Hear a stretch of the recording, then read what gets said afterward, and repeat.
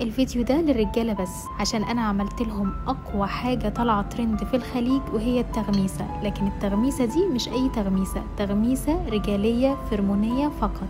هاي، انا كوكب الشرق في الامارات، وعايزة اقولك انه مفيش حد هيقرب منك الا ويسألك انت ريحتك دي جايبها منين، لان كل حاجة فيك هتشد كل الناس. اول حاجة دهن العود السيوفي والكمبوزي، ديت ريحة سلاطين، ريحة شيوخ، فيها فخامة مش طبيعية زي المغناطيس.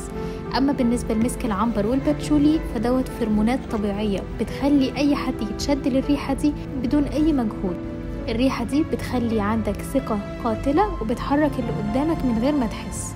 اما المسك الابيض فدوت بيخلي ريحتك نظافة وغامضة جدا، وبتخليها تدخل قلب اي حد يشمها. زائد ان انا ضفت ريحة توباكو وهي ريحة دخان ناعم، حاجة جريئة كده وتنفع للصيف. تغميسة الواحدة بتنفع ليوم كامل او لمرة كاملة. وعشان خاطر ما تبقاش ريحتها قوية جدا، امسح مش تغرق نفسك بالزيت اللي فيها. طيب تحطوها فين؟ لو احتاجتوا بعمل لكم جزء تاني بايه هي الاماكن الفرمونية الحساسة عند الراجل اللي بيحط فيها الحاجات دي وتبقى فواحة اكتر.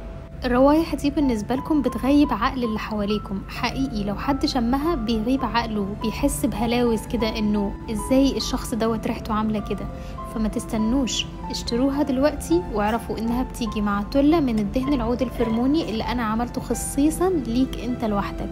ودي لوحدها خطيرة، تقدر تستخدمها لوحدها او تقدر تستخدمها مع التغميسة اللي يريحك عند اطراف الشعر، عند اماكن النبض، زي ما قلت لك بالظبط. ولو حابين تجربوها اكتبوا لي كلمة تغميسة في الكومنتات.